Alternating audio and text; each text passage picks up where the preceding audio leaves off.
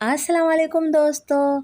आज जो खूबसूरत अफसाना मैं आपको सुना रही हूँ उस अफसाने का नाम है सुनहरी ख्वाहिश और इस अफसाने की कलमकार हैं सनिया उमेर। उम्मीद करती हूँ कि आपको ये अफसाना पसंद आएगा। अगर ये अफसाना आपको पसंद आए तो प्लीज़ मेरी वीडियो को लाइक ज़रूर कीजिएगा। तो चलिए बढ़ते हैं अफसाने की जानिब।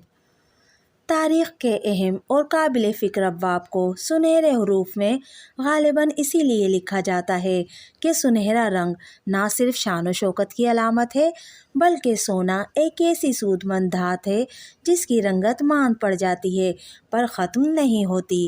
चौधरी वहाज रईस के दिल में भी एक सुनहरी ख्वाहिश तब उभरी जब उन्होंने अपने चौथे बेटे को पहली बार गोद में उठाया।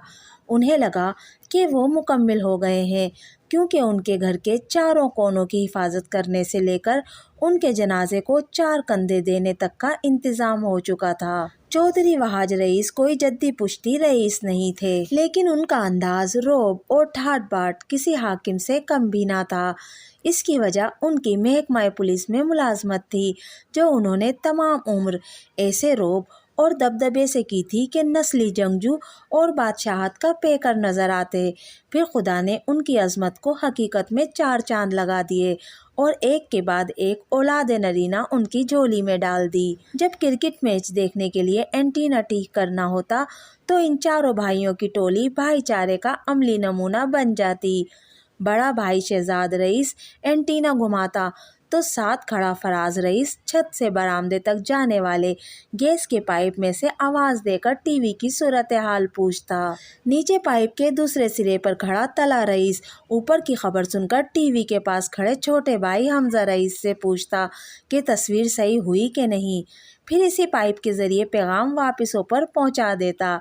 चौधरी वहाज और उनकी बेगम तस्लीम को लगता कि चारों मोहब्बत की जंजीर बने, इसी तरह उम्र भर एक दूसरे से जुड़े रहेंगे। और यही वो सुनहरी ख्वाहिश थी जो चौधरी वहाज के दिल में जब फूटी तो सोने की कीमत की तरह आगे और मज़ीद आगे बढ़ती ही गई।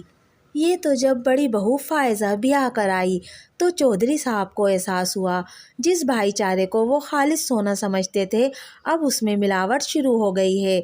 घर के हालात भी मौसमों की तरह करवट बदलने लगे। चंद माह सुकून रहता, फिर अचानक तूफ़ानी बारिश की तरह फायज़ा फट पड़ती और अपना एक एक काम गिनवाती, जैसे खड़े खड़े अजर समेट कर ही दम लेगी। फिर तूफ़ान थमता, चंद हफ्ते फिर हंसी खुशी गुजर जाते। फायज़ा का सबसे बड़ा शिकवा यही था कि वो देवरों की चाकरी कर रही है और ये ऐसा मसला था जिसमें सही गलत का फैसला हो नहीं पाता। चौधरी वहाज को लगा था कि फराज की शादी के बाद साल में चंद बार आने वाले तूफ़ानों पर मुस्तकिल बंद बन जाएगा। फराज की बीवी सादिया काफ़ी पढ़ी लिखी और समझदार थी, लेकिन वो भूल बैठे थे कि बहस मुबाहिसा दानिश्वरों का पसंदीदा खेल है। अब नए किस्म के तनाज़े जन्म लेने लगे। बड़ी बहू कहती खाना टीवी के सामने ही खा लिया जाए, तो छोटी बजीद होती कि मेज़ पर खाना सजे। एक खुनक सी शाम फायज़ा ने बच्चों के गीले कपड़े लाउंज के हीटर के सामने फैला दिए और इत्तेफाकन सादिया की बहन बहनोई आ गए। मेहमानों को देख सब ने झटपट लंगोट समेट तो लिए, मगर इन्हीं नम सोफ़ों पर जब मेहमानों को बिठाया गया तो सादिया का पारा इतना चढ़ा कि चौधरी वहाज को भी अपने प्लान के झोल का एहसास हो गया।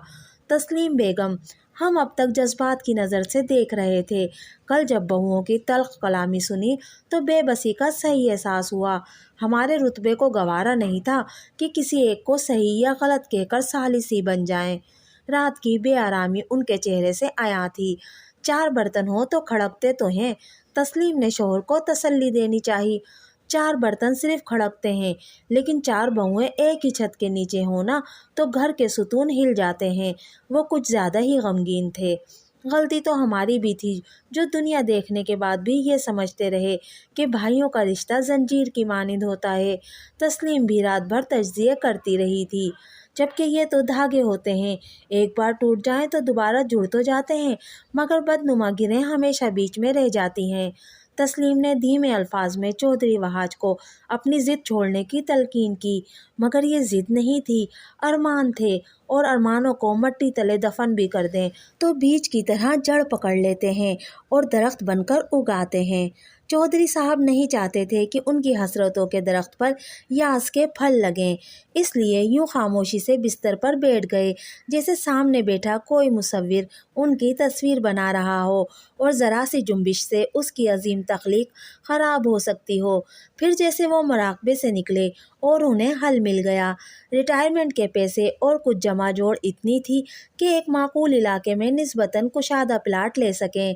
चौधरी वहाज ने झट ज़मीन खरीदी, नक्शा बनवाया और बुनियादें खुदवा दी।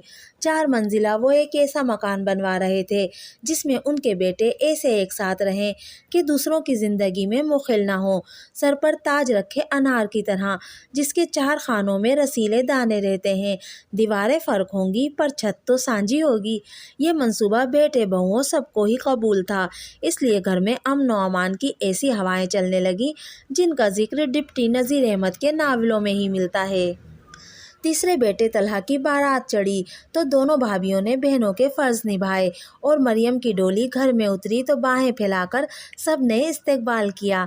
चारों बेटे बाप के दस्तों बाजू बने तो नया बनने वाला मकान शान से ज़मीन से बुलंद होने लगा। घर का गेट चौधरी वहाज ने अपने पसंदीदा सुनहरे रंग का बनवाया था, जिसकी कारीगरी और डिज़ाइन इतना हसीन था कि खालिस सोने का मालूम होता था। यूँ इस घर में आने से पहले ही इस मकान का नाम सुनहरी मंजिल पड़ गया। चौधरी वहाज और तस्लीम ने अपने लिए एक छोटा सा कमरा रखा था, जिसके सामने एक लंबूतरा लाउंज था। चारों बेटों के पोर्शन का एक एक दरवाज़ा बाहर खुलता था तो दूसरा इस लाउंज में खुलता था। इब्तिदा में बाकायदगी से इतवार का खाना इस लाउंज में खाया जाता था। फिर सारा दिन बच्चे किसी न किसी काम से दादा दादी के पास चक्कर लगाते रहते थे। लाउंज के एक कोने में तस्लीम बेगम की जाए नमाज बिछी रहती और दूसरे कोने में रेलवे मुसाफिर खानों में पड़ी रहने वाली लंबी सी आराम कुर्सी जैसी कुर्सी पर लेटकर चौधरी वहाज खिड़की से बाहर पोते पोतियों को खेलता देखते। तीसरे कोने में टीवी और चौथे में फ्रिज था। गर्ज दोनों मियाँ बीवी की तमाम ज़रूरतें इस 4 दीवारी में पूरी हो रही थी और फल फूल रही थी। सबसे छोटा बेटा हमज़ा भाइयों की तरह ही पढ़ाई में औसत दर्जे का था, मगर इसको बड़े ख्वाब देखने की बीमारी थी। दूर बजते ढोल उसे हमेशा अपने घर की आवाज़ों से ज़्यादा सुहाने लगते थे।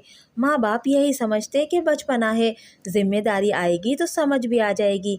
उन्होंने बस अपना फ़र्ज़ पूरा किया और कम उम्री में ही शादी कर दी। मगर शादी लगाम नहीं होती। होता यह है कि उड़ने के ख्वाहिशमंद मर्द अपने साथ साथ बीवी को भी परी बनाए उड़ने की तगोदो में लग जाते हैं। हमज़ा चंद माह बाद ही बाप के कदमों में आ बैठा था। बहुत सुनहरी मौका है अब्बू, अरब मुल्क है, एक बार कदम जम जाए तो ज़िंदगी संवर जाएगी। बहुत हाथ पांव मारने के बाद वो एक नौकरी हासिल करने में कामयाब हो ही गया था।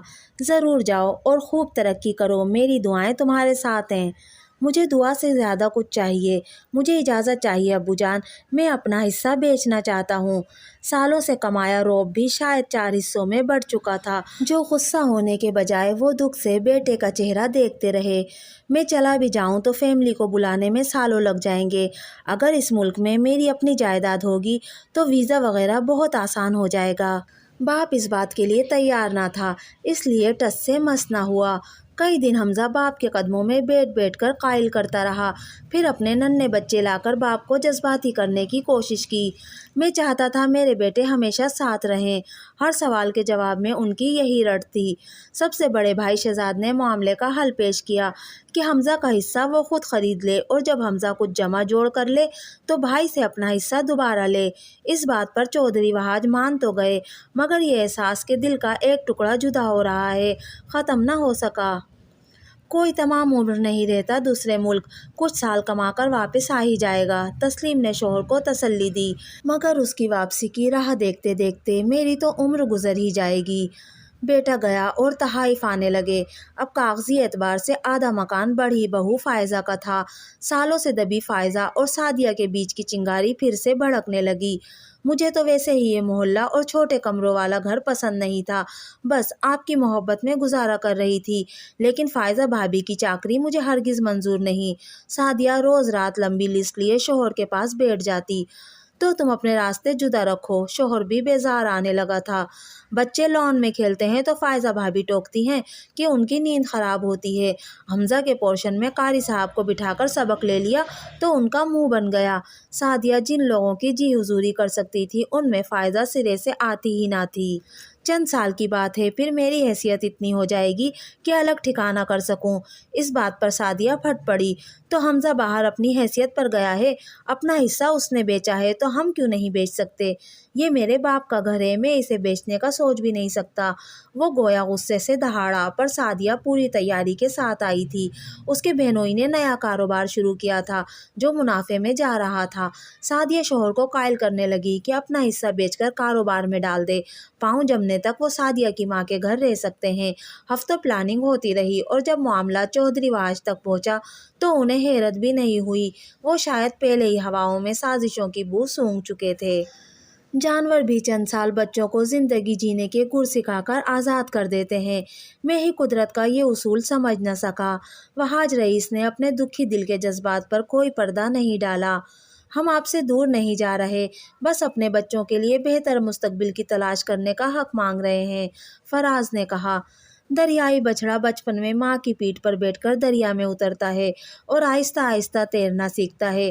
تم اگر اپنی جمع پونجی کاروبار میں ڈالتے تو مجھے تسلی رہتی، لیکن تم میری کمائی بیچ کر کاروبار کرنے جا رہے ہو۔ اس سے لگتا ہے تم اب میری پیٹھ پر بیٹھے ہو اور تیرنا سیکھنے سے پہلے دریا میں اتر رہے ہو۔ جاؤ، خدا تمہیں کامیاب کرے۔ وہ باپ تھے، بد دعا نہیں دی، مگر جو آنسو وہ بنا بہائے اندر ہی اندر خشک کر رہے تھے، ان کی تاثیر سے سب کو خوف بھی آ رہا تھا۔ شہزاد اور فائزہ تو معاشی طور پر سب سے مضبوط تھے، اور فائزہ تو جس دن سے بیاہی تھی اپنے الگ ٹھکانے کے خواب بن رہی تھی۔ شہزاد نے حمزہ سے پوچھا کہ وہ اپنا حصہ واپس خریدنے کے قابل ہے۔ جواب نہ میں پا کر اس نے بھائی کا انتظار نہیں کیا اور دونوں حصے بیچ کر اپنا الگ گھر لے لیا۔ گھر بکنے کے لیے لکیریں بنی تو ایک لکیر ماں باپ کے کمرے کے بیچ سے گزری اور وہاں دیوار کھڑی کر دی گئی۔ کمرہ نہیں کٹا تھا، جیسے ماں باپ کا دل تقسیم ہو گیا تھا۔ لاؤنج کا ٹی وی اور فریج والا حصہ بھی بکنے والے حصے میں آیا تھا۔ اب بس طلحہ تھا جو باپ کے پاس تھا، مگر اس فرما بردار اولاد سے باپ کو دھڑکا ہی لگا رہتا تھا کہ کسی دن وہ بھی اپنا حصہ بیچ کر ماں باپ کو سڑک پر نہ لے آئے۔ خوش قسمتی سے طلحہ کے حصے میں کھڑکی والی جگہ تھی جہاں چودھری وہاج کی آرام کرسی رکھی تھی، ساتھ ہی تسلیم بیگم نے اپنی جائے نماز بھی بچھا لی تھی۔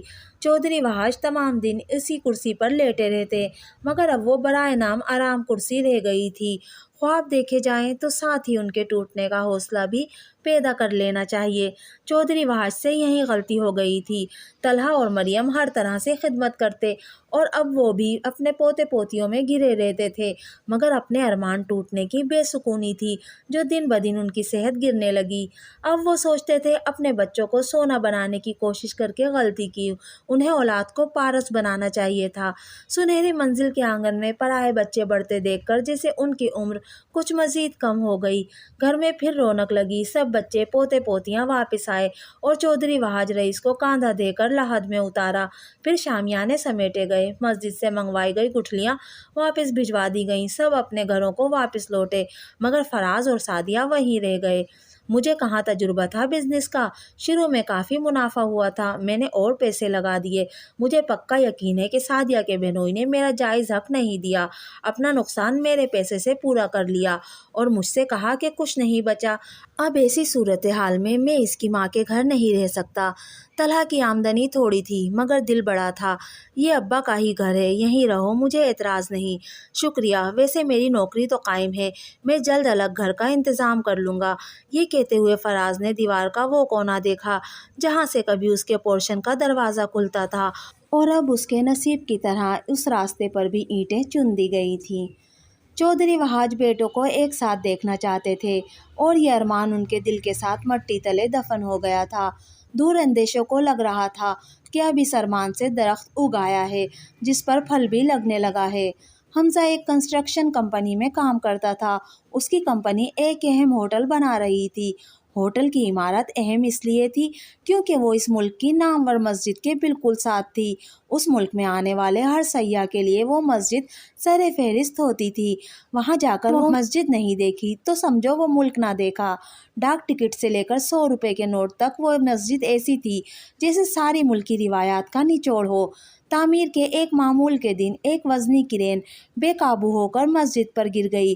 مسجد کی ایک دیوار ٹوٹ گئی اور کئی سیاح نیچے آ کر ہلاک اور زخمی ہو گئے۔ یہ خبر عالمی مسئلے کی طرح ابھری۔ لوگوں نے الزام لگایا کہ کمپنی مالک نے ملک دشمن عناصر سے مل کر جان بوجھ کر مسجد کو مسمار کرنے کی کوشش کی ہے۔ کمپنی کے مالکوں تک کا بوریہ بستر بند گیا تو حمزہ کیا چیز تھا؟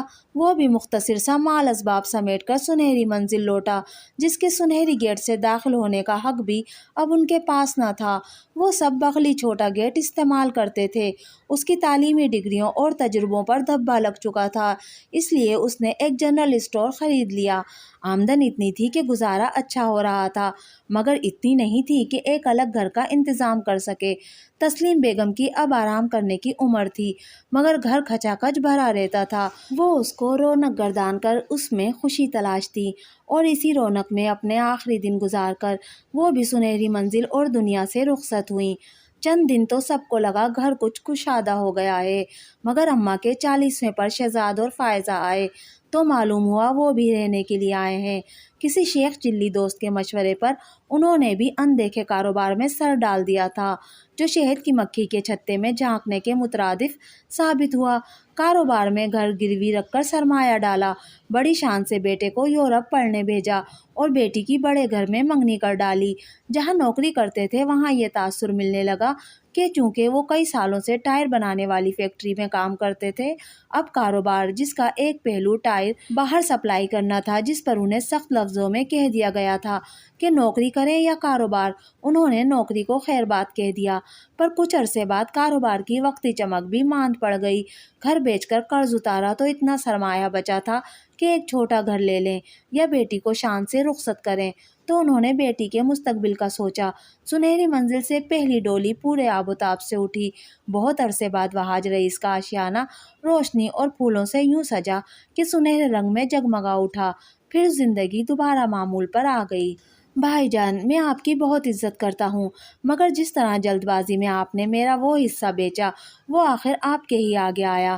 حمزہ زیادہ دن چپ نہ رہ سکا۔ تمہارا حصہ تم نے خود بیچا تھا، جب میں نے بیچا تب وہ میرا تھا۔ شہزاد کے پاس تو نوکری بھی نہیں تھی اور اس عمر میں دوسری نوکری ملنے کی امید بھی نہ تھی۔ جو بینک میں سرمایہ تھا وہ بیٹے کی پڑھائی پر خرچ ہو رہا تھا۔ اب جیب سے پیسے نہیں نکلتے تھے تو بھائیوں کا لحاظ کم ہوتا جا رہا تھا۔ میں بطور امانت آپ کو سونپ کر گیا تھا، خیانت نہ کی ہوتی تو آج میرے سر پر بھی چھت ہوتی۔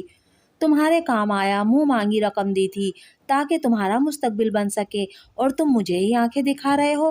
طلحہ نے قریب سے گزرتے ہوئے یہ بحث سنی تو نگاہیں پھیر کر گزر گیا۔